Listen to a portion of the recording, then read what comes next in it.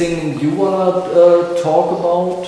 Anything else? Well, that was what I wanted to talk about. Yeah, okay. Mainly, but let me see. That's pretty cool. What do you think, Tao Ping Xiang, William Chen? I asked because they were my two teachers actually. So they studied with Cheng Man-cheng before you, right? They started in Taiwan. Oh yeah, sure, sure. Yeah. I've met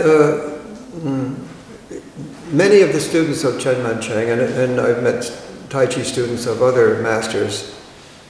And I'm mostly interested in the students of Cheng Man-cheng and his lineage, because I think that he had something that the other ones didn't have, not because they couldn't, but they didn't want it. And his philosophy was marvelous. William Chen lived with Cheng Man-cheng, I think in Taiwan. Mm-hmm. And so he got a lot of stuff straight from the horse's mouth. And he's also is a great teacher. He part of that, most of that is because he's able to take what Cheng Man-cheng said and take it forward and give it to the students. But he does it with such humor that it's easily obtainable from him. And he's a great guy. I like him. I think that he lets people punch him in the head too much, or he used to. Anyway, that's not. I don't think that's good for you. That's not a good idea. Dr. Tao, I pushed hands with Dr. Tao maybe 6 or 7 times there, and he had a similar ability to Cheng Man-cheng of neutralizing, of not letting you get your hands on him, of disappearing.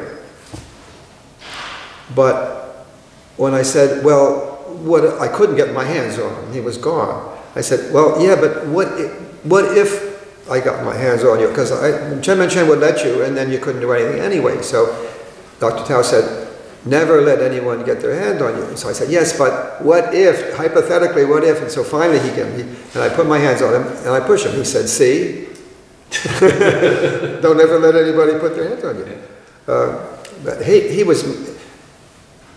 it was more visible. I couldn't see what Cheng Man-cheng was doing in a way. I could see what Dr. Tao was doing, but I couldn't figure out how to do it. Couldn't do it. But he was remarkable in that. But I didn't feel the kind of energy when he pushed, the pushing that Cheng Man-cheng had. That was quite a different experience.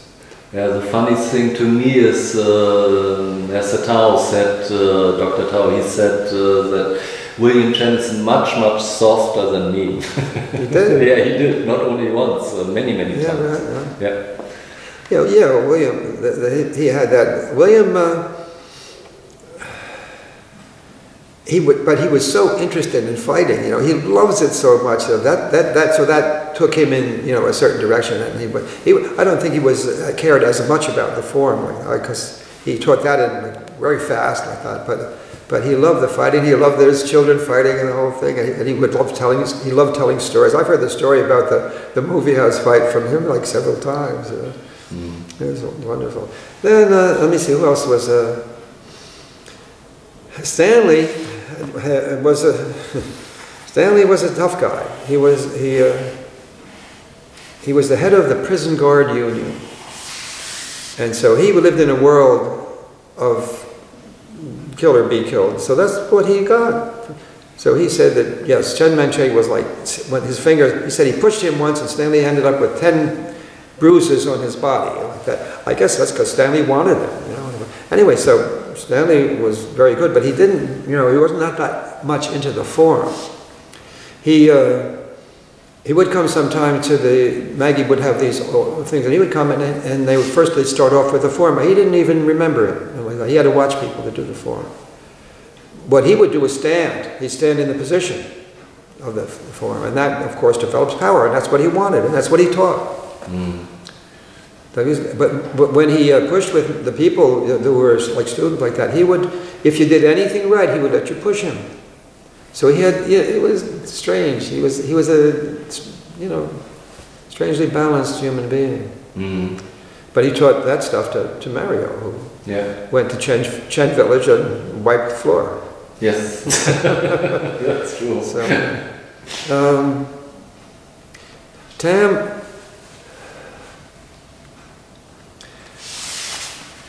Tam was he became devoted, a devotee, and a lineage guy, but more, he was devoted. His life was saved by Chen Mancheng. He did, he wanted to learn everything he knew like that. But he was timid. And so he had problems with that, and so people in China called him the Chen Mancheng's dog and things like that. He was a wonderful human being, Tam. But he had a hard time getting the subtleties, ultimately, of the form, and the push-ins, rather. The form was very, very good. And he was a good teacher as well. Mm. Who else is there that I can't recall? So many. Yeah.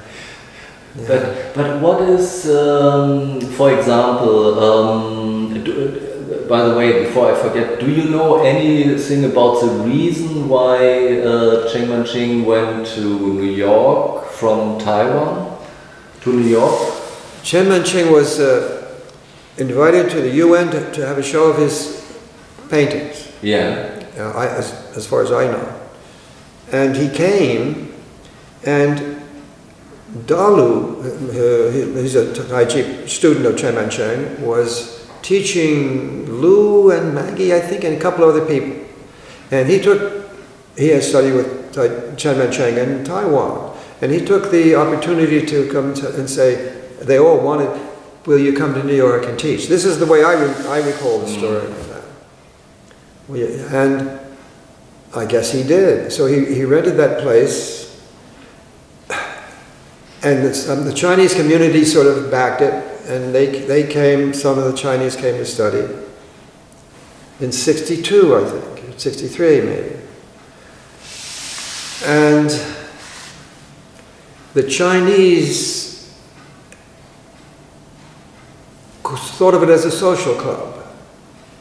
And the Americans that came, they're all Americans. The New Yorkers, hippies mostly, that came, they wanted to eat, everybody wanted to get gurus, they wanted to get news from Asia, what do we do next?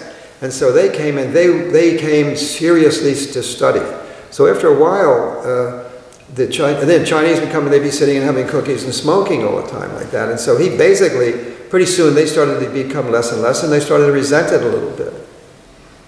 And after a while, after the first 7 years, he went to Taiwan and they shut the place down and they wouldn't let any of us in it again, so we had to find a new place.